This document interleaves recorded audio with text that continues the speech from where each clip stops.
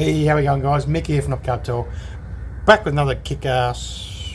Well, it's not a beer review; it's a mead review. I've got the traditional. I'm not 100% sure whether I've done the trad. Traditional trad for sure.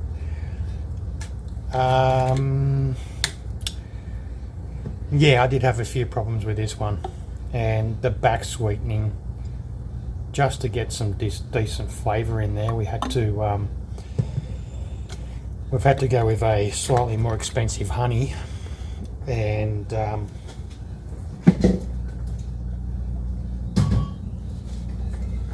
try to create some flavour within this mead. The traditional is basically just the water and the honey, nutrients and some tannins, nothing else really gone into it. Extreme controls gone into it, but we ended up with something that was really dry and pretty fucking ordinary. Excuse the language, but it was pretty fucking ordinary. So we had to get a honey that was going to really build this one up and layer it. The layering took some time as well. When I say some time, more than expected. I'd like to try and push the gravity back up to a 1020, as you know, no higher than a 1030. We went to about a 1025 with this one. Got some orange blossom and a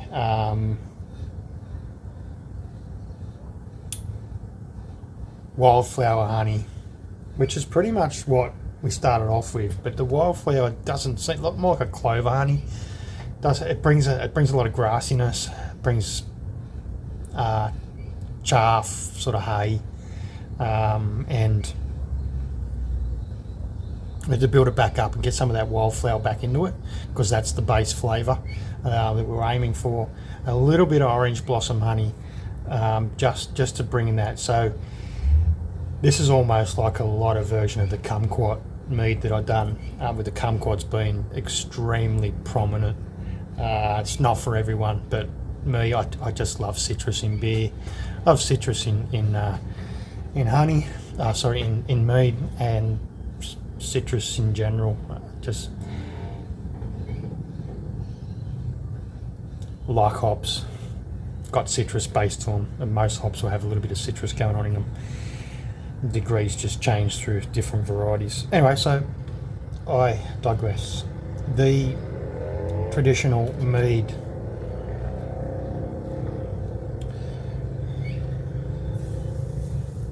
So it's now a bit of chill haze there. It's now really finished off with some really good clarity. That haze, I mean, I struggled to get rid of that. There's some guys doing some really good meads. I mean, they're pure, as you know, clear as could be. But it's not everything, is it? Really? It's just like, you know, a traditional lager. There's clear and then there's really clear. But here we go. So it's a nice looking mead. Looks good in the glass.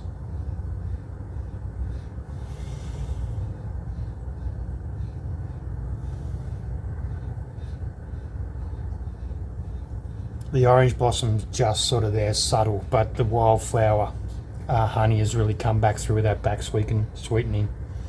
So back sweetening does happen, I mean, with a fair percentage of meads, from my research, my dealings and communications with other mead makers, particularly award-winning mead makers, that they will back sweeten regardless. There's a level there that they need to get to. I don't know if I've gone too far with this one. A 1025, as dry as what it was, it should be really on point. It's going for a taste.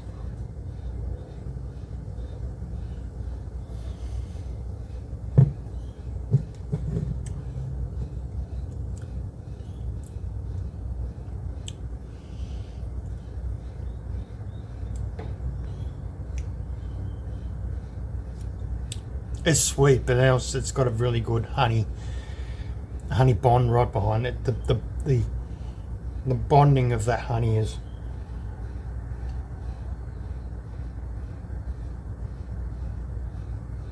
with the original dry finish product is really good.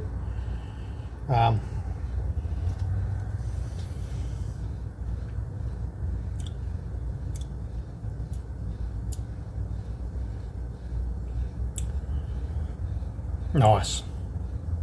Nice. It's got a bit more alcohol, a bit more warmth to it when you consume it at room temperature, which is what I've done with this bottle here. I've actually tried it at room temperature and then I've refrigerated, because I feel you've got to try it both ways. So I feel that the refrigerated version of this is a lot nicer. It's a lot smoother. The aromas, the quaff from the actual glass, much nicer. Balances it a lot better. So there is a happy medium when it comes to mead as well.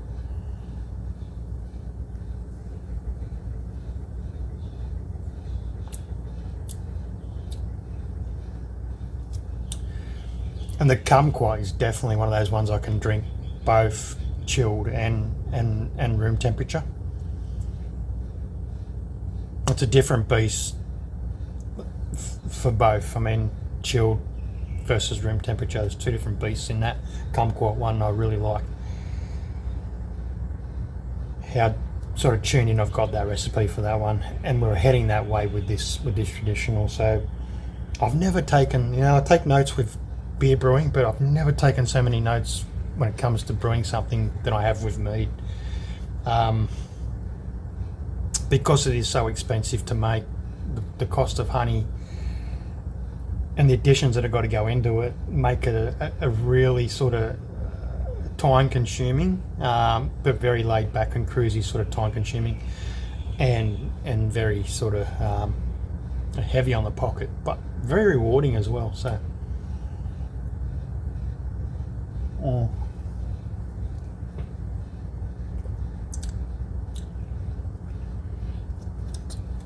also good to be able to just sort of move away from the beer and go on to something else. I can't drink spirits anymore. I tend to try and stay away from the wines. Honey wine, mead.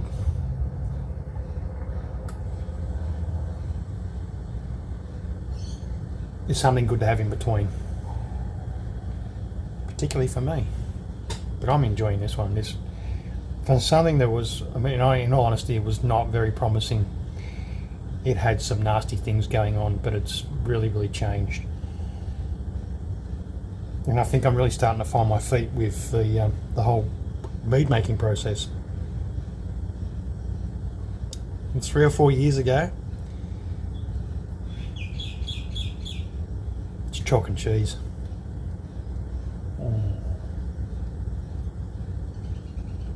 Geez, got the comps coming up, so yeah, we're well into the entering stage of meads in the comps.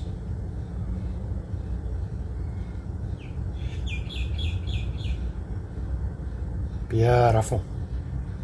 Cheers.